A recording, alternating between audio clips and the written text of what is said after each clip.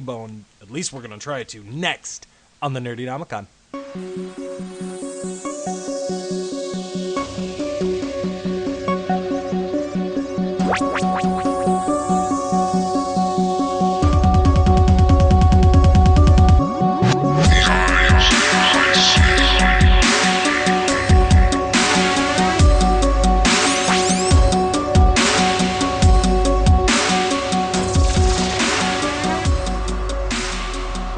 Welcome to the Nerdynomicon. I'm Robbie. And I'm Adrian. All right, man, before we get into our news, before we get into our topics and all that, I think it's a really, really, really important thing that we sit down and pay a little bit of a tribute to a fallen titan, a fallen, cowled legend, if you will. Within the past week, we lost the great Adam West, the first televised, the first live-action iteration of Batman. I mean, there's not much you can say about him. It's not the Batman of this era, but without him, the Batman of this era would not exist. You couldn't have said it better. You really couldn't have. His Batmobile, iconic. His portrayal of Batman, whether you are referencing it in joke form or whether you're talking about the sincerity of his performance, I'm pretty sure he didn't play it sincere, but you know what? That doesn't matter. He was a fun Batman. He was the first Batman. He was iconic with the pows and the zaps and the bings and the bagows that showed up on screen. I remember watching it as a kid, dude. I mean, that sounds like it dates me, but it was like on fucking TV Land or something like that. I don't know, but I watched the shit out of that even before the animated series came on. My grandma loved it. Believe it or not, my grandmother was my introduction to Batman because she had a crush on Adam West and Elvis. So I was watching that at an early age. And if you didn't love Adam West from Batman, you certainly loved him as Mayor West on Family Guy. So the man was everywhere. He was ingrained in our pop culture. And he will absolutely sorely be missed. I really hope that this isn't a prediction for how 2017 is going to turn, Adrian, Steve. I agree. And you mentioned something. I just lost the phrase. You're saying he was an authentic. Is that pretty much... You said something like that? His portrayal... What was... something to that effect. I mean, I don't feel like he played him all that authentic. I think he played Batman more tongue-in-cheek. But, you know, he may be authentic for the times. But regardless, it was iconic. So maybe authentic was the wrong term. Iconic would be the term that I don't think anyone could dispute. Okay. I thought I heard you say something like authentic, and it sparked something in my head that I remember catching on Reddit. So anyone who's on Reddit already knows this. But you might have missed it, Robbie, and I think you'll laugh really hard. Okay. That Adam West was once kicked out of a celebrity orgy for remaining in character. No shit. Are you serious about this? This is not a joke? No, apparently it's not a joke. I'm trying to figure out. It's a classic. Holy shit. He mentions in his memoir Back to the Batcave and frequently brings it up as a fun memory. Oh my god, that's fucking amazing. And you know what? I could see that happening. I really could. One of the most tragic things that luckily did have a happy ending about Adam West's life is he was our Batman for 30, 40 years before he was able to get a Hollywood star on the Walk of Fame. As a matter of fact, Ralph Garman from Hollywood Babylon was one of the pioneers trying desperately to give Batman his star. He even had a documentary out called Starring Adam West, which was essentially a movie about the process of getting Adam West his star on the Hollywood Walk of Fame. And luckily, this did end before his untimely passing with a success story. He did finally get his star on the Walk of Fame.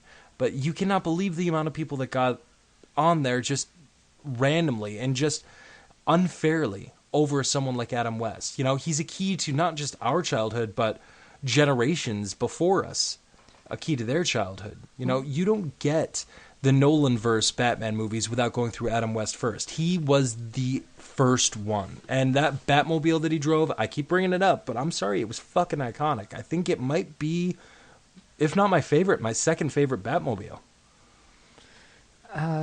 You're kind of touching on the Hollywood Walk of Fame, and I'm not sure that it's an honor, but I don't know that I don't think it's like the like, say, the Rock and Roll Hall of Fame, where it's like you're voted in by peers or something. I'm not sure exactly how it works. No, you're right. You actually have to pay. Like, they charge you to put your name down to be on the Walk of Fame. But first they need to make an offer to you. You can't just say, hey, I'm going to give you this money. I want my name down there. It doesn't exactly work that way. Depends on how much money. I'm sure. I don't know. Maybe we can start a Kickstarter to get a nerdynomicon Hollywood Walk of Fame. I wonder how much it would cost. I don't know. I feel like, but you know what? I think I should reach out to someone and find out. All right, I'm in. I'm writing that one down. We're gonna figure that out. But anyway, we're not gonna keep talking about this and keep the show as a downer. We're gonna start out on a down note, but we're gonna raise it up real high. Let our freak flags fly, if you will. But we just wanted to definitely touch on the passing of the great, iconic Adam West. Good night, sweet bat. I can't top that.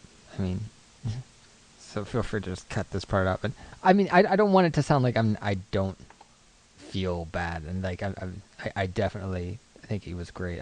There's what else? How do you follow Good Night Sweet Bat? Come on now, you gave me nothing. Sorry. It's okay. Sorry about that, bro. Okay. Well, we've talked about that. You ready to dive into some news? So we got some news here, Adrian. What kind of news? Well, let's see what we got to start out with here. First off, are you ready? You ready for this? I'm not sure you've heard about it. One of your favorite movies of all time is getting a sequel 30 years later. Forgetting Sarah Marshall? Absolutely not, good sir. Top Gun. It's Forgetting gonna be called Sarah Marshall? Princess Bride? I'm not a Top Gun fan. You're just ignoring Top Gun. Shots? No, I was actually being sarcastic about, favorite movie of all time, but I'm not being sarcastic, unfortunately, about this fact. Top Gun is getting a sequel. Do we even want this? Did anybody actually ask for a sequel to Top Gun? I feel like it's just so late, and I don't think Top Gun was one of 30 those fucking years. Exactly. Man. I mean, I don't think like Top Gun is one of those timeless franchises. Not so much. I mean, sure, you still feel bad about Goose, but damn, you get over it. Life you moves really on. do. You really do. Tom Cruise is coming back. Val Kilmer's coming back. The title has been officially revealed to be Top Gun: Maverick. Really? But they're so Couldn't it spend old. an extra 30 seconds on the title? How old are they now? Like, they're 60s? I think 50s? so, yeah. I feel like you can't be an airport. I feel like you can't be a fighter pilot at that point. Like, no, are they going to duel in like 747s or something? Like, what? They might still be able to be Air Force pilots. I'm not ageist. I'll let it happen. I'll let it be. But what I will say is, I'm terrified at the prospect of there being another volleyball scene. I'm that going back because I'm not ageist great either. Fear of this movie. I don't think that that older people can't fly fighter planes. I just think they're not allowed to. Like, they're so the army is so strict on who's allowed to fly. Like, if you wear glasses or contacts, boom, you're out. You know what I mean? So it's like I feel like there's a certain point where it's like, oh, you're 29, get out of here, old man. Your reactions aren't fast enough. You may be right. Maybe they're the instructors or something like that. I don't know. Maybe they're supposed to be like the bald guy from the first 2 minutes of the movie. I don't know. But regardless, man, it's happening. I can't stop it. You can't stop it, Adrian. Maybe somebody out there in Hollywood can. I don't know. But it doesn't look good. It looks like it's happening to us. What was the original plot? Who were they fighting? Who was Top Gun fighting at the time? Iraq? Iraq? Okay. I think. But I also might be thinking of Hot Shots again. Here's the plot of the new movie. Let's assume it's Iraq. So, Tom Cruise and whoever else is left. There's another one, right? Mm-hmm. they're not good enough to be fighter pilots anymore. Iceman. Okay. Jean Grey's there and Cyclops. Oh God, I wish. Oh my God, could you imagine? Could you fucking imagine? They're playing, I don't know, Ace Combat 6 or Battlefield 19 millionth, whatever, Modern Warfare online, right? And they're the fighter pilots, and they keep getting shot down by some kid who turns out he's in, Afghanistan? Is that what we said? Or we said Iraq. Iraq. He's in Iraq. And so they get so angry at him and talking smack about how he screws their moms and whatnot that they fly to Iraq to hunt him down to beat him up over video games. That's the new Top Gun movie. So it's like one part Top Gun, one part the last 5 minutes of Jay and Silent Bob Strike Back. Pretty much. I'm in. You want to hear my pitch for the movie? Okay, do it. I feel like we're stealing this from Couldn't Be Modeled. We probably are. Kind of. We'll probably talk about it. Here's my pitch for the movie. It's 2 hours of Val Kilmer and Tom Cruise sitting down in front of a screen flying drones.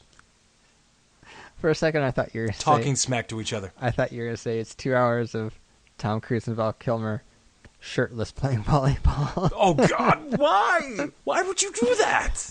What if it's just a volleyball tournament? Like, they just entered a volleyball tournament.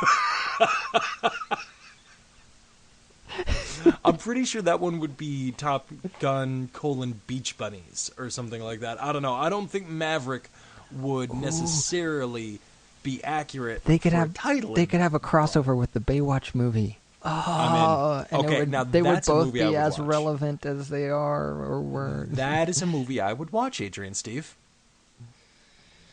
I still wouldn't watch God. it. I wouldn't watch any of it.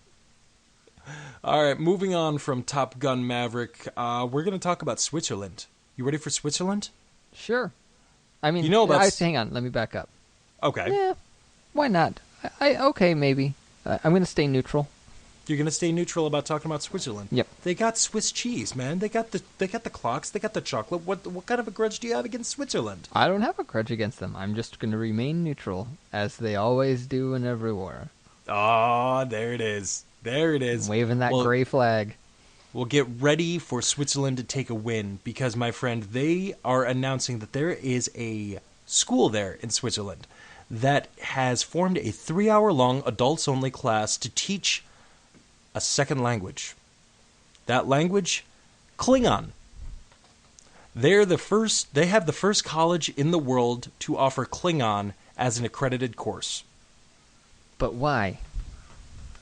Because homeboys want to learn Klingon. But why? That's funny because I was actually just talking. Somehow got on the subject. It's funny you were just talking in Klingon the other day. We were just talking about Star Trek earlier today at work, and I think somehow we got on Pepto something or other, and I was like, oh, like the Pepto blood from that one Star Trek movie. I think it's 6. I don't know. You know what I'm talking about? Where the Klingons they have like Pepto-Bismol blood. It looks like, and it's all floating around. So I don't know. Talk to Synthaholics. Yeah, we should talk to Synthaholics. I'll make sure that they know this. They can bring it up on their podcast, seeing as though they are the Star Trek podcast.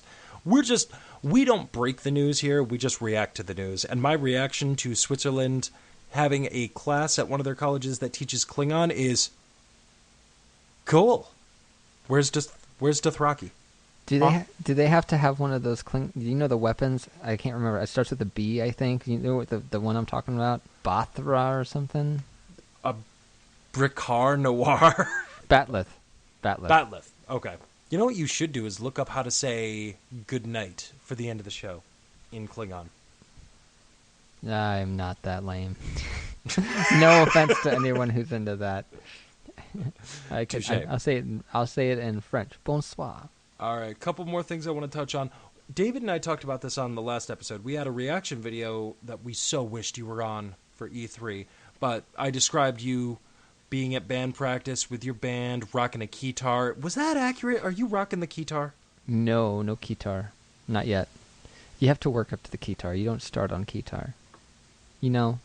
It's like... But you'll get there. You'll get to keytar. It's like... And then you'll be rocking it out, man. When you were in music Feathered mullet and everything. when you were in music class in elementary school, you didn't go right to the auto harps. You had to fuck around with glockenspiel and recorders first, but so they knew they could trust you to press down a button and strum. Fair enough. Okay. Well, the reason I'm bringing up last episode is there is one game that I neglected to talk about. Call of Cthulhu. Call of Cthulhu is coming out, so we're getting a new Cthulhu game, which makes me happy because I love the works of H.P. Lovecraft. It looks like it's going to be another kind of survival horror game, but heavy on the survival element. It looks almost like an Amnesia clone to a degree, but the trailer makes it look good. I watched the trailer for it. I'm not exactly sure what consoles it's coming out or if it's just going to be out for PC, but it's looking good. Looks like sanity meters are going to be in play again, which I could take or leave. I mean, it makes sense canonically and thematically to H.P. Lovecraft's work, but I don't know. I think sanity meters to a degree are played out, so let's see if they do something inventive and innovative with it. But Call of Cthulhu, if that's happening, I'm in. What other games have done insanity meters? Because, again, I'm not well versed on the genre. The only one that I knew of, and this was a while back, I think it was on GameCube, was Eternal Darkness Sanity. Eternal Darkness did have one. Yep, that one did have a sanity meter. So did both Amnesia games. Oh. So did I think, actually every other video game iteration of anything done by H.P. Lovecraft. Those all had sanity meters. It's been done a lot. I want to say that, God, I'm probably wrong about this, but I want to say that Outlast had a sanity meter, but don't quote me on that. It might have just been Pitch Black, but I thought that there was a sanity meter involved in that too. But regardless, man, Call of Cthulhu, new trailer came out at E3. I'm excited. I hope you're excited. I hope our audience is excited, because Lovecraft, awesome. I feel like there's a topic here that we should really be discussing about Cthulhu, but we'll get to that in another episode. The one that I wanted to talk to you about is they are remaking Shadow of the Colossus. Are they just updating graphics and changing a few things here and there, but essentially releasing the same game? Yeah, basically. Watch the trailer for it. I have got to say, as much as I loved the old game, this new one looks beautiful. Like, you can see the fur flying on some of these colossi, I think is the plural term. Dude, it looks great. It looks absolutely fantastic. I have not seen it. I played the first one, but I never beat it. Well, that's unfortunate. The ending is incredible. I enjoyed it for the most part, but I don't know. It was just kind of like, oh, run around. Here's this boss. Stab him in the bright shiny circle. Okay. Yeah. I can't remember. I think the basically last one, the thesis of the game. But there was a lot more to it story-wise than that. But yeah, that was the core gameplay mechanic. Well, I guess I didn't get enough of the story to continue going. Because, the last thing I remember fighting was like a flying, like a bird creature, and you start out in the water, and you're fighting. Oh, dude, you got only like halfway through. Yep. Got bored, I guess. Oh, depressing. The ending is so good. Well, the middle needed to be better. Oh, Adrian, Steve, you're so snarky. I don't have a lot of time, Robbie. You're surly, I don't have Adrian. time. I'm running out of time. I think I've got something that you did have the time for, and I'm ready to start talking about it with you. Our last piece of news, the Black Panther trailer just dropped, man. They couldn't give Wonder Woman more than 2 weeks. They gave it maybe a week tops. It's sitting at number 1. Everybody's talking about Gal Gadot. Oh, Wonder Woman. Oh, this is absolutely amazing. Which, by the way, it still fucking is. If you haven't seen it, go watch Wonder Woman. Seriously, such a good movie. But then Marvel decided, you want a chick? You think it's cute having a chick up there? Boom. We got a black guy. Boom. Black Panther. Adrian, you just watched this trailer like 2 minutes before we sat down to this table. What did you think? I thought it was good. I'm one of my the visuals look great. Yes. The story. Agreed. I think the thing that I'm most excited about is I know nothing about it. I know about Wolverine from the comic books and the cartoons, and I know about Spider-Man, and I know I have no clue who Black Panther is. I know he was in the previous movie, Civil War. Right. But I know he's the king of Wakanda. yes. And I don't know where Wakanda is, what they do. I don't know. Oh, you find out a little bit about Yeah. Wakanda right there in that trailer. By the way, Martin Short in the movie. I'm in. Dr. Watson himself. Dude, if you didn't have me before, you had me with him. Martin Short? So, Martin Short. Is that his name? Are you sure? I'm thinking No. the comedian. Is it Freeman? Martin Freeman. Oh, Martin please, Short. thank What God. the Okay, fuck? I was like, Dude, I am off my game tonight. Martin Freeman. I was Yes, like, thank you. which Bilbo one- Baggins. Which one was Martin Short? I Dr. was like, Watson. I did not recognize him. No, Martin Freeman. That was my mistake. My mistake. Jesus Christ, if he's listening, I'm sorry, Martin. Both of them. Yeah, both of them. But mostly Freeman. Freeman seems cooler. And he's all Britishy. I don't know. I don't think you're giving Martin Short his due. I mean, he was in The Three Amigos, which is one of the greatest movies of all time. But is it? Yes? But is it? Yes. I mean, if you just want something to laugh at, just ridiculous and, all-star cast. Oh, this is an all-star cast, How can yes. beat Steve Martin, Chevy Chase, and Martin Short? That's true. All right. I still don't know about one of the best of all time, but it is a great movie. I mean, if we're talking a great about movie. just comedies. Yeah. But getting back to Black Panther, all I really know about him is King of Wakanda, and his suit has vibranium in it, especially the claws. It's the exact same metal that's used to make Captain America's shield. So I'm very excited for this. Another name for Wakanda we find out is El Dorado. So I think that's a really cool little tidbit to throw in there. But yeah, I agree with you. I think one of the best parts about this is the trailer looks good. It's definitely wet my beak. I'm excited for it, but I know nothing about it. They have not whipped their dick out, slapped it on the table, and said, this is what you guys are getting.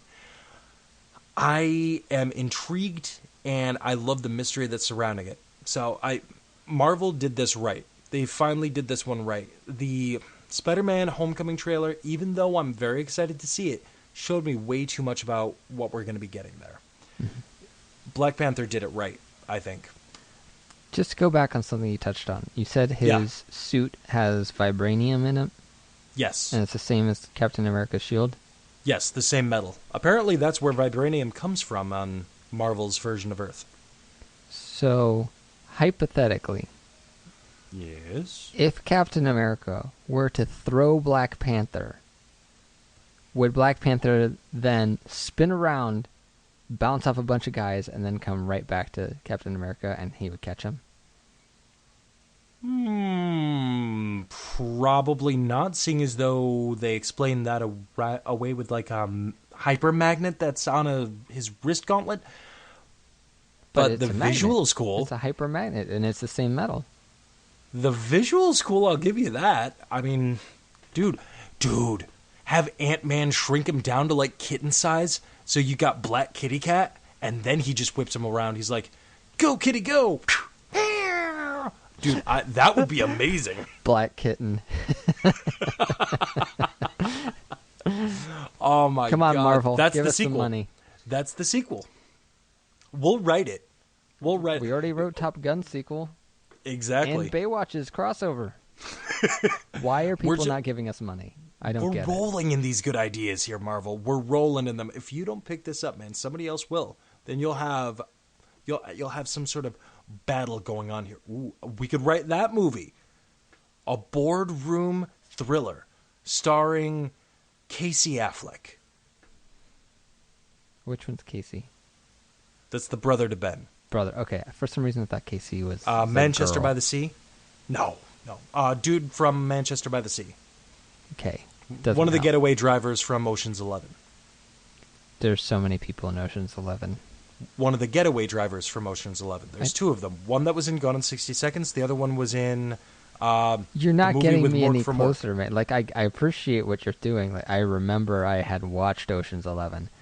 I'm not placing anyone in Ocean's 11 other than George Clooney, Yes. Brad Pitt, Uh-huh. and probably Bernie Mac. What about Matt Damon? What about Matt Damon? And Julia Roberts is in there too, right? Yes, but what about Matt Damon? What about Matt Damon? Matt Damon's in the movie. So, Matt Damon. On your list. Matt Damon is indirectly responsible for Batman versus Superman. Okay? So, he's on my shit list.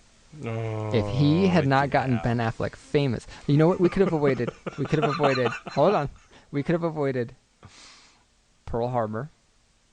True. We could have avoided Batman versus Superman. Both Pearl Harbor, both the event and the movie. We could have avoided Daredevil with Ben Affleck. We could have avoided Geely, I think, was Ben Affleck. Yes. Well. We could have avoided a lot of stuff if it weren't for Matt Damon. That's all I'm saying.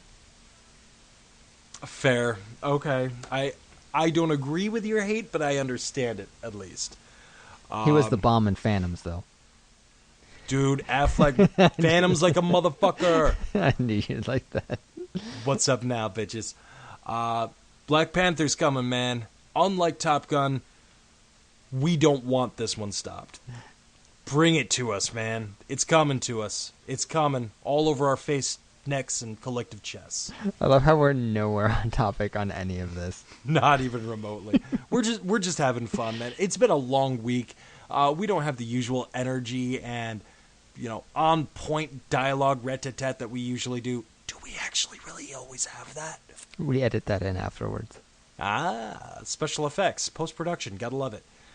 It's been a long week for both of us, so really, we're just talking about the fun times. We're just letting things happen. It's just pouring out of our mouths. What do you think, Adrian? Is it time to get to the main topic? I think we could do that, yeah.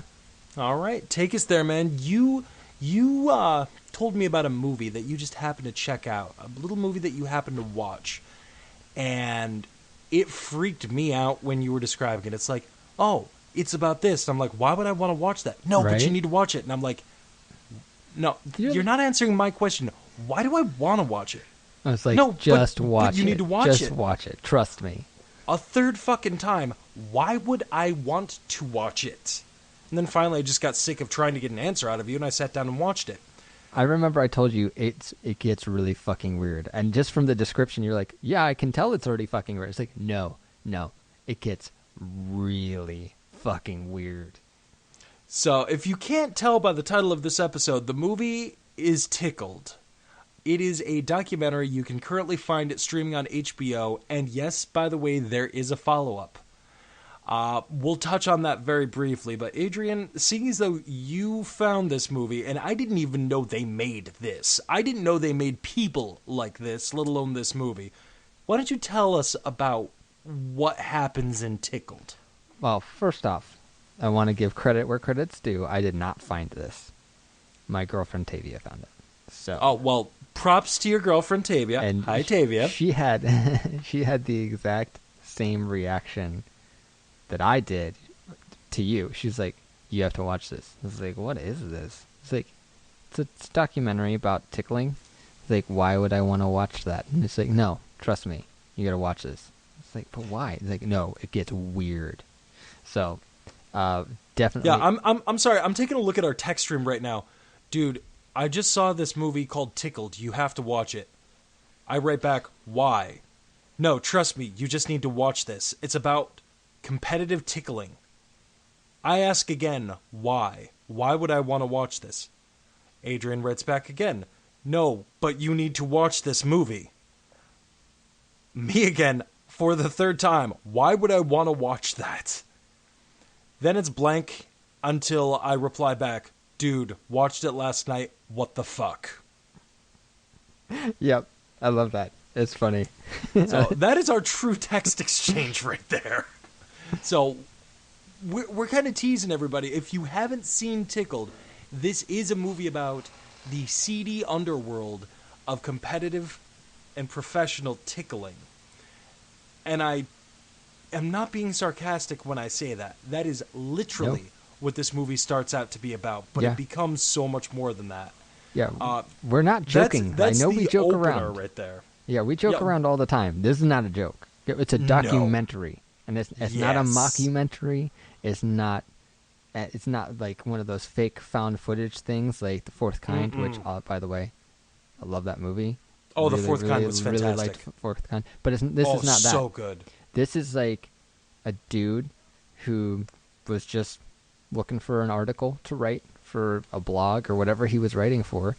Reached out because he found these tickling videos online. He's like, I don't know what this is. I can probably write a little bit about this, and tried to get more information, and was immediately met with extremely hostile and aggressive responses. And yeah. it was really strange and curious. And he's like, I don't really understand why these people don't want to talk to me. And it's like, I mean, they kind of said why they didn't want to, but it wasn't a good reason. It's not like, oh, we don't really want our stuff in the news. It's just like, well, you're a gay person. We don't want to be associated with you and your writing and your gay blog or whatever it was. And it's like, yeah, well, but then it gets even worse than that because they start fucking verbally going after him, calling him a faggot, calling him. I read some of the words on the screen, faggot over and over, faggot in the subject line and everything like that. I'm not throwing that word around because I enjoy using it whatsoever. I'm trying to, punctuate the point of how vicious and how quickly this turned. You said it exactly right. It starts out they don't want to be associated with this guy because he is a homosexual and his sexuality is not what they believe. And then completely unprovoked, he sent no other emails. They just start fucking attacking him. Yeah. Yeah, they start basically harassing him through emails and other various flat out forms. cyberbullying him. Yeah. Oh, and by the way, this guy lives in New Zealand. He's not even from the United States. So they're intercontinentally cyberbullying this man. Yeah, and it's crazy. As you can say, like that, and that's just the beginning of it. So this is like a full this documentary. takes place it's like in the 90 first 10 minutes. Yeah. So if you guys are interested in it and you have access, and you want to stop and watch it and come back, totally recommend it because we're going to talk about everything a little bit on here. But it's kind of that following him on his journey of discovery is incredibly gratifying. It's really interesting, and it's one of those. It's almost like, I won't say a murder mystery, but it's a straight up mystery of just like, what is going on? And this guy's just trying to dig to get to the bottom of it. And he's like unveiling like, okay, here's this new weird thing. And here's this clue. And he's like piecing things together. And he's putting himself in some kind of dangerous situations to figure stuff out. And they're threatening him with like legal ramifications and all this other stuff. They're sending fucking private investigators both in New York, which I don't understand why in New York, and also in New Zealand. So he's got people hounding him, following him. I mean, this is some scary shit. Yeah, it's really nuts. And they start harassing his partner, not his romantic partner, but his documentary partner. Not his lover, but his partner in crime. I believe they even started to get harassment going toward the producer as well. Yeah. Because he had a partner as far as making the documentary itself, But I think they even started to go after his producer. And the producer was not having it whatsoever. So yeah, it was interesting. It's just a very, very interesting journey of discovering like, what is competitive tickling? And then it seems like, competitive tickling isn't actually a thing. Like they call it this, but that's not what it is. All right, we're going to stop right here and give you guys some spoiler tags, okay? We're going to start talking about this movie in a little bit more depth. If you want to keep this movie fresh, which, again, this is a documentary. This is not exactly like the next M. Night Shyamalan movie. You're not going to be missing anything by knowing what happens in this film, because I really recommend you watch this just to let it happen to you. People watch documentaries all the time about things that they already know the full story of. They just want to hear more information. They want to be surrounded by it. But I will say part of the intriguing nature of this movie the first time I watched it was sitting there watching this unfold around me and having the realization of this is not what I expected it to be, which is going to be our main topic for discussion tonight. So if you want to keep it fresh, why don't you go ahead and pause this podcast right now and go watch Tickled. Agreed. I'm gonna count to 5, and then we're gonna keep on talking about this movie.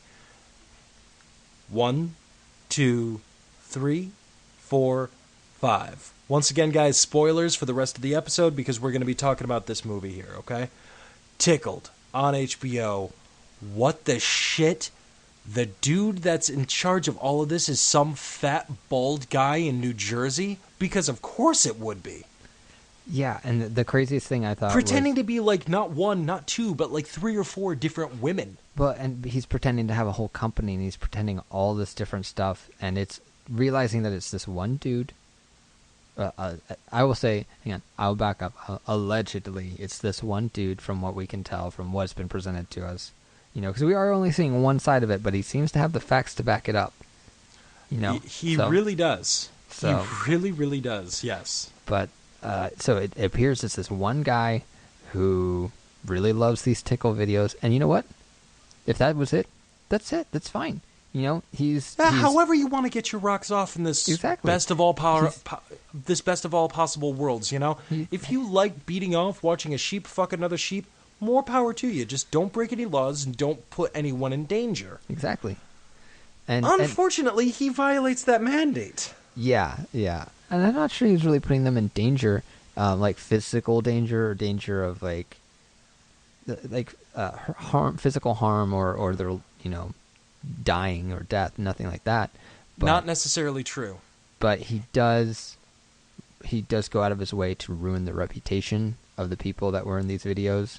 Not just ruin, but destroy. Yeah. Like, people are getting fired. People are contemplating suicide over the acts that this guy does. He's committing federal crimes up and down the line to destroy these people's lives because they don't want to be tickled on video for his pleasure anymore.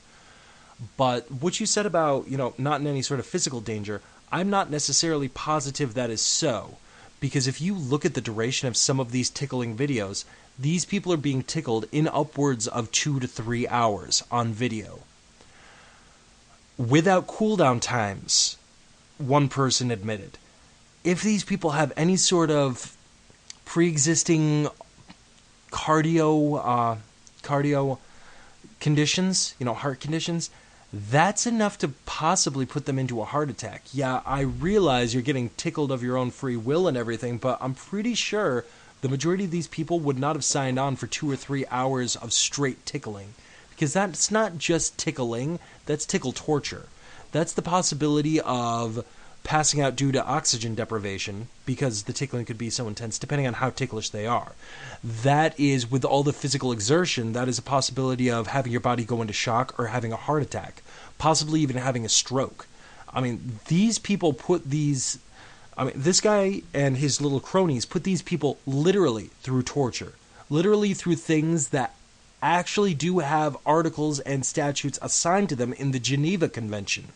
Because I looked into it, there actually are tickle protocols in the Geneva Convention.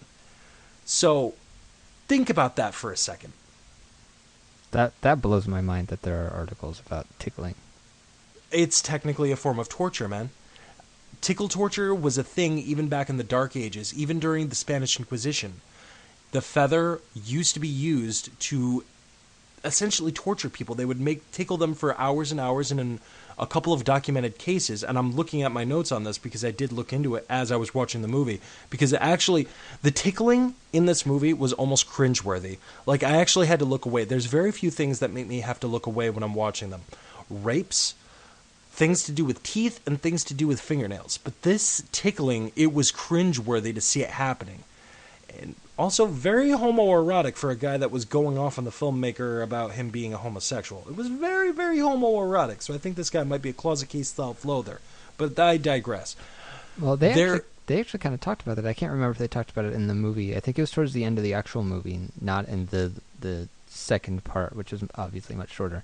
Right. The guy's stepmother, because she knew about the tickling videos. And I remember the guy, the documentarian from New Zealand, kind of gets in touch with her and talking to her about it, and she's like, he started again, like, so she knows about it, and right, and his answer is he never stopped. Right, and she was mentioning that his relationship with his father was so strained, and his father really hated gay people, and so she thought maybe it was potentially that he just didn't like him, that he was gay, but he couldn't accept it because his father hated it and he loved his father, and his, all this like deep-seated mental anguish, right, which of course doesn't make the actions any more acceptable or excusable.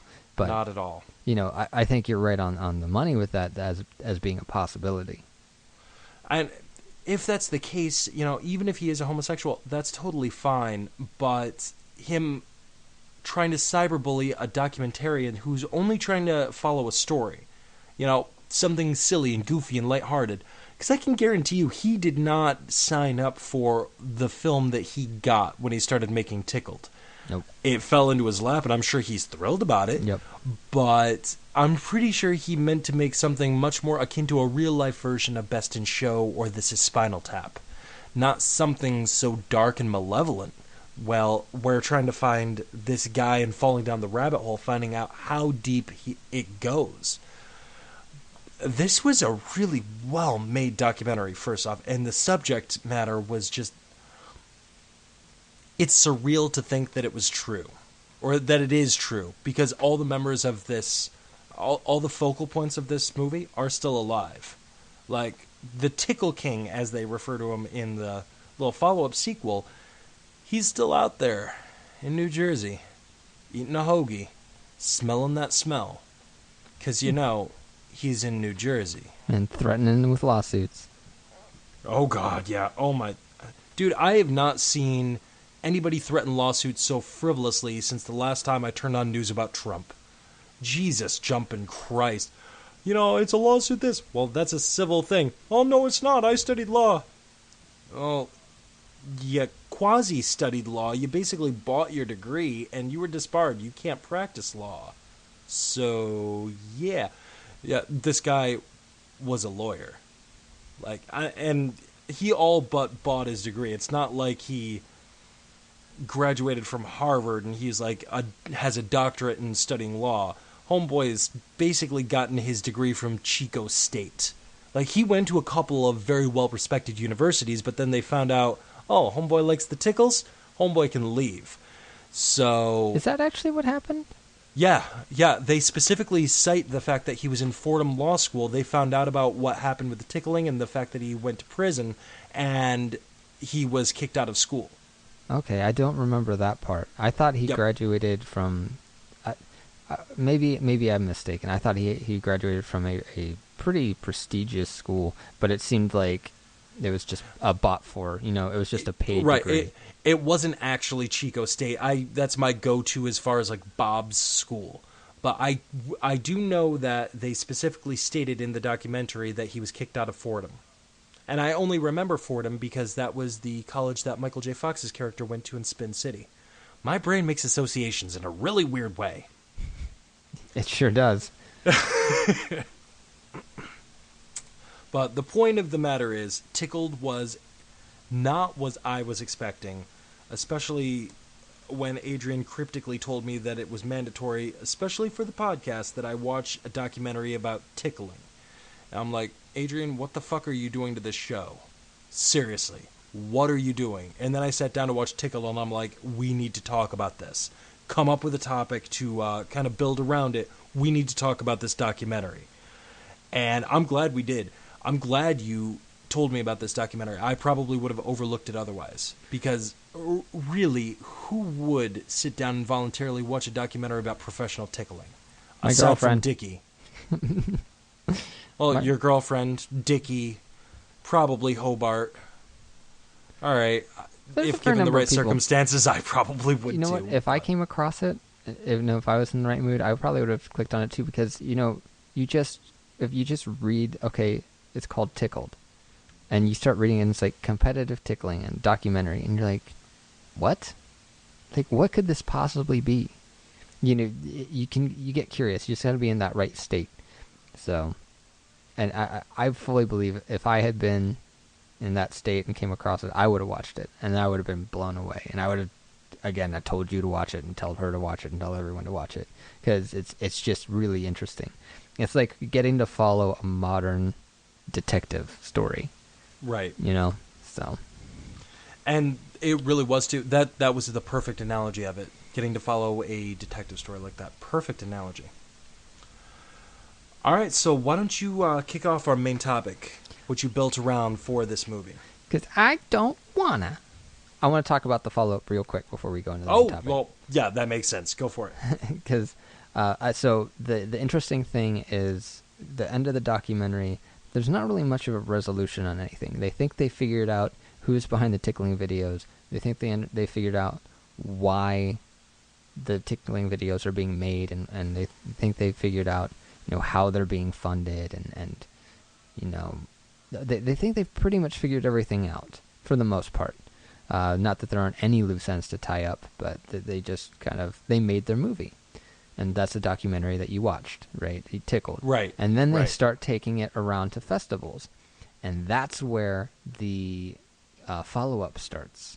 And they're taking it around to festivals, and people are coming, being really suspicious around the festivals. They are trying to record it, or they're trying to do these different things, or they're causing a ruckus, and they're putting a camera in a soft drink. Yeah, they're doing they're doing weird things, and private investigators from somewhere, or from I think New York or New Jersey, are coming to this festival somewhere else, and it's very, very fishy. And some of the people that you meet in the first, in the documentary, that were sent kind of to, I want to say, like, diplomatically harass. They were sent to diplomatically harass the documentarian to, like, try to get him to stop.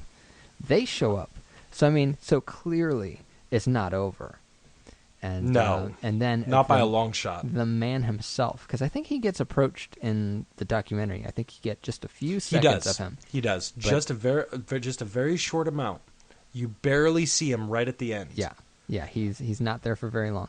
That guy shows up in the follow-up at one of the screenings. Tickle King himself. He shows up, but he almost. It might be a little dramatic to say he refuses to speak, but he kind of refuses to speak. He's like, he's not happy with the way that the documentary portrays him. Totally fine. But he's there at the festival, and it's like, the documentarian, God, I wish I could remember his name, but the guy who made the documentary invites him up on stage. He's like, let's talk about it. You're here, I'm here. Let's talk about it. Let's talk about where I got things wrong. Let's talk about it.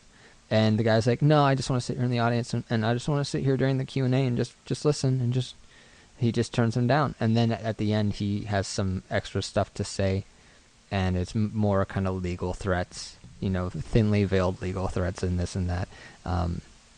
So it's really bizarre, and it just continues. It's just like every time you're like, wow, this is weird, it gets weirder in the next 5 minutes. You're like, there's no way it gets weirder than this. And 5 minutes later, you're like, what is happening? Just an extra layer into this tiramisu of what the fuck, So if you watched Tickled and came back to listen to the podcast, go back and watch the frickin' follow-up. It should be available also on HBO or wherever else you see it. Called The Tickle King. The Tickle King. Watch it, because the story continues. I'm pretty sure that was your nickname in college, wasn't it, Adrian? The story continues? Sure was. I was referring to the Tickle King, but you took a diss and you turned it around and made it liquid gold. Props. Good on you. Good on you, Adrian Steve. That's what I do. So now you ready for the main topic? Main topic. Yes.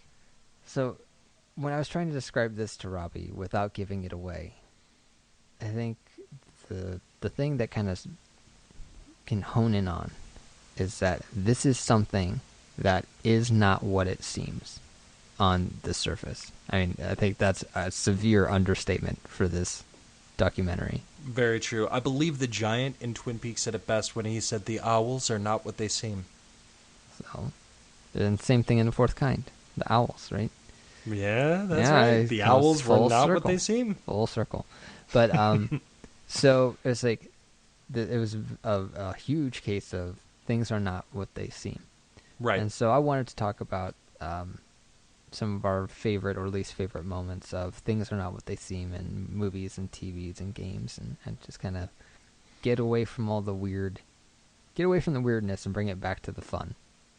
Agreed. If you don't mind, I'll start with kind of not the best example, but something that I really wanted to retouch on, and that was Riverdale. When I first heard that they're making an Archie TV series, I was expecting it to be traditional Archie. I wasn't expecting something dark. I wasn't expecting Twin Peaks light. I was not expecting what I got. I'm not expecting Jughead to be affiliated in some way with a biker gang. I'm not expecting there to be a murder mystery. I'm not expecting there to be allusions to incest. I'm not expecting any of that. And what I ended up getting was Riverdale with a phenomenal cast, with actors just doing the best, some of the best work that I've seen on the CW, period. I was not expecting characters to be insane. I was not expecting the allusions to possibly getting an Afterlife with Archie storyline in the following season. I was not expecting murder. I was not expecting statutory rape. I was not expecting almost anything that I got. The only thing that I was expecting and that I did get was that whole oh shucks sir doodles mindset coming from Archie Andrews. Everything else, I was not expecting the Betty Cooper that I got, the Veronica Lodge that I got, the Jughead Jones that I got. I was not expecting anything that was in that show, and I was so pleasantly surprised. So that is a ringing endorsement. If you have not watched Riverdale, I know it's about Archie, but watch it. Holy shit, was it good. Damn good. Season 1 up on Netflix right now. You've got no reason to not watch it, man. It's up on Netflix. And I'm going to bring it down. I'm going to go with a negative, because this is the first thing that popped into my head. Fair enough, because I'm going to be chasing it up with a negative too, Adrian. Okay, I'll try to come up with a positive. I don't think my initial positive is as good of an example as I had thought initially. But anyways, negative. I think, and this may be more of a bait and switch or switcheroo than things are not what they seem.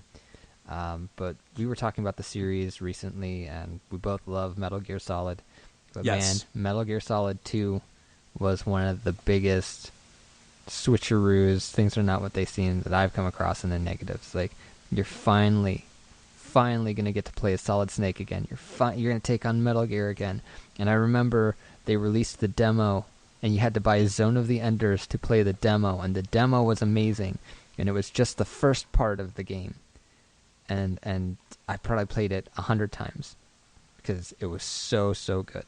Right. And then you get past everything that the demo encapsulates. You get past that in the regular game, and you're playing some fucking whiny, long-haired, snot-nosed hippie with a annoying and boring girlfriend. And you're like, where's my Solid Snake? Why am I this guy? Yep. Why? You want you some Snake, and you end up getting you some Raiden. It's the worst. And then he keeps showing up later on in all the other games in the series, and I feel like they were bringing him back in certain games to be like, oh haha, remember when we did this to you? Now we're gonna do something mean to him to try to make it up to you guys. And then they also but they did. I mean, they had him running around naked at one point, or like they got tased. I forget. Something happens to him in Metal Gear Solid 3. You're like, haha, screw you, Raiden, I fucking hate you. But then around Metal Gear Solid 4 or somewhere in that timeline, they try to make him a cool ninja, but it's a cyborg ninja. It's Raiden, so it sucks anyways. So fair enough. Yeah, Metal Gear Solid 2. God damn it. Why would you do that? Why? But you know what? To be fair, if I have to suffer through Metal Gear Solid 2 to get to the goal that is Metal Gear Solid 3, worth it. I'll take that 10 times out of 10. 100 times on Sunday. Whatever the fucking saying is. So. Absolutely. So again, if you have not played Metal Gear Solid 3, fucking play it. Oh my god, play it. Oh my god, one of the best ever made. Alright, you ready for a negative from me? Are you ready for a negative from you? You're always Mr. Positivity.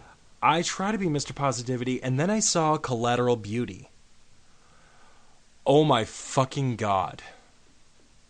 Oh my fucking god. This is a movie, came out in 2016. It stars Will Smith, Edward Norton, Kate Winslet, Michael Pena, Helen Mirren, Naomi Harris, Keira Knightley, Jacob Lattimore. The list goes on and on. Kylie Rogers, Alyssa Cheatham. Hell of a cast, am I right?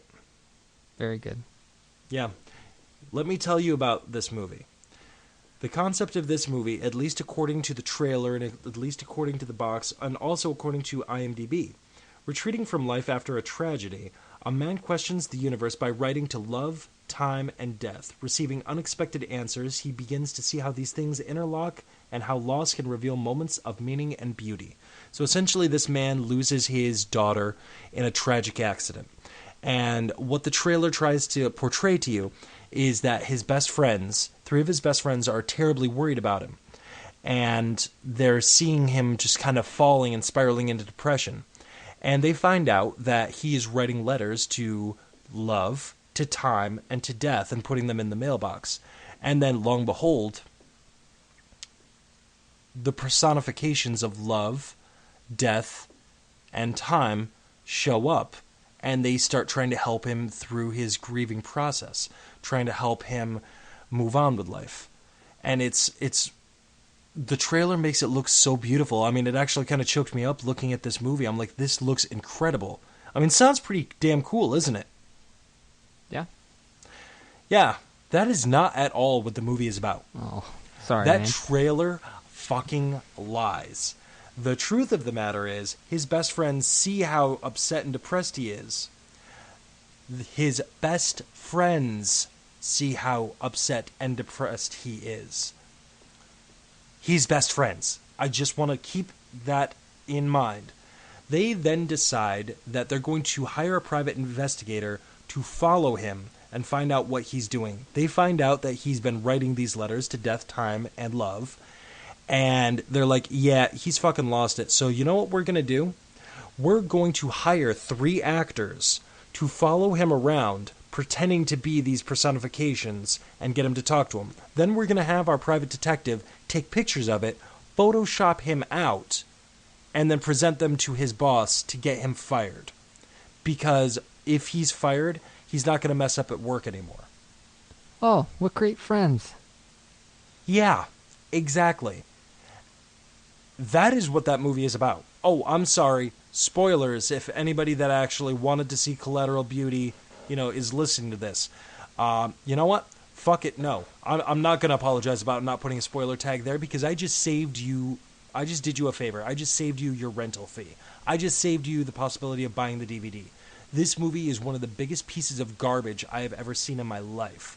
This movie pissed me off. Any movie that has such an amazingly good trailer like that just makes me feel good, and I'm like, this is going to be the feel-good movie of the year. I'm going to watch this when I'm in a really bad space. This movie looks like it's going to be great, and it's got Edward Norton in it, one of my favorite actors. Will Smith, amazing actor. Keira Knightley, not a great actress, but hot as hell. I'm a watcher. And then I get this piece of shit? Oh my God, there's got to be laws against this. There should be laws against trailers just flat out lying to you as to what the contents of their movie is, because this was just wrong on so many levels. So that is going to be my negative example. That being said, Robbie, yeah, 6 out of 10. I just feel like 6.5 because Will Smith can cry on command like that. No, this movie deserves a 2 at best. Wow. I've never heard you so disappointed. This movie was terrible. Especially because it got me so hyped up and so excited for the prospect of what this movie could be because of the trailer. I was really excited to see this movie. And I was depressed when I finished it because of how different it was, because of how bad it was, because of how stupid and sloppy the story was.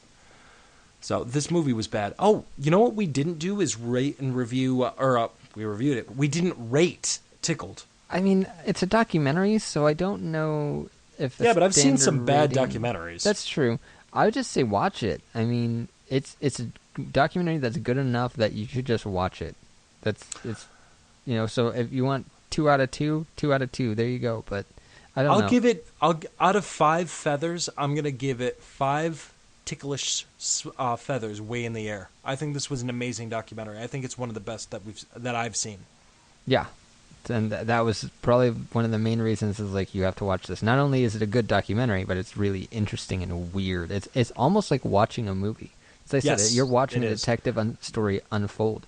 Right. And you're seeing the detective getting harassed by the people he's, investigating Right. the entire time. I mean, this could easily, if the subject was something different, if it wasn't tickling, this could be just a movie. It could just be a really movie could. plot. Nobody would ever write a movie plot where the big secret is competitive tickling. Like that would Well, get they rejected. will now. That would get rejected immediately. But fucking real life stranger than fiction, and so yeah, definitely watch it. Two thumbs up, 10 feathers in the air, 2 armpits. Wow. It's almost like we're reversed today because now you're the happy, enthusiastic one. I stopped at 5 and you're giving it 10 feathers. Well, 10 out of you're, 10. You're half. Did you give it you're 5 out of halfway 10? there to. I gave it a 5 out of 5. Oh, okay, well that's I'll the give it a same. 10 out of 10. That's fine, but you're halfway to making a feather bed at this point. 20 out of 20. It's the same. I love this version of fractions. you, Adrian. They're the same. Did you have any more examples of the little bait and switch, the little switcheroos that we got going on? I was able to think of one good one. My original good one, which I'm not going to go into details because everyone's heard it, everyone's seen it. It's a million years old, even though it's not. Was The Matrix. But I thought about that and I was like, I don't think that really fits. That's kind of like the world isn't as it seems. That's not really what I'm going for.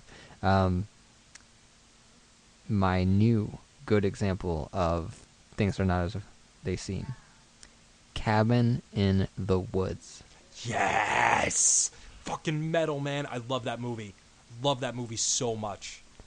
I thoroughly enjoyed that movie. It's been a long time since I watched it, but yeah, you go in and everything is set up for it to be a straight-laced horror movie, and then things just fall off the rails, and you are sitting there like, what is happening?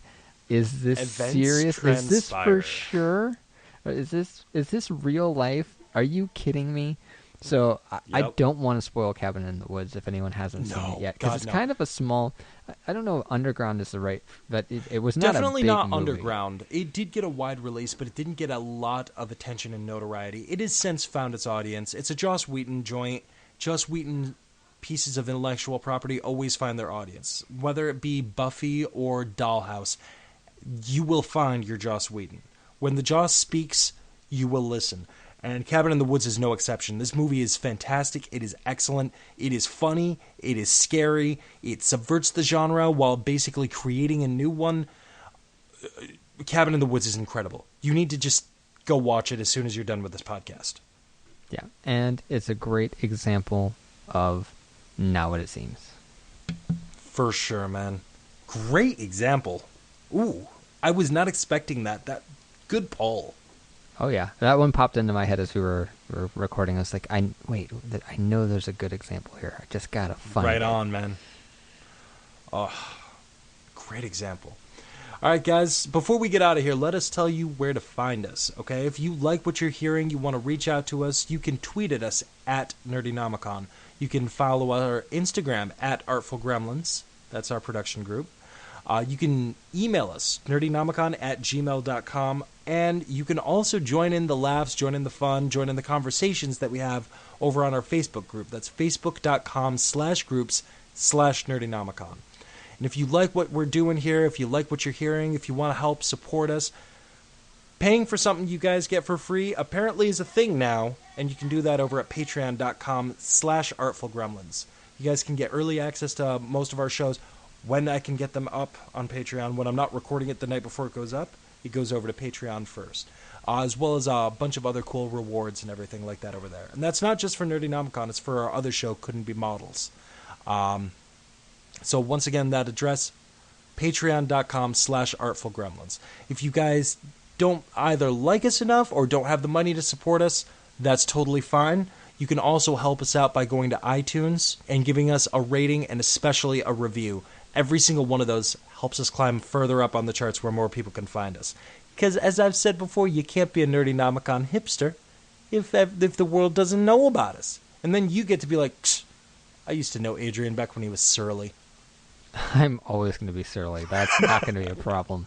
Money is not going to change my surliness because people will still remain sucking. All right, man. I think that's going to take us out of it. Until next time, I've been Robbie. And I've been Adrian. Let's close the book, brother.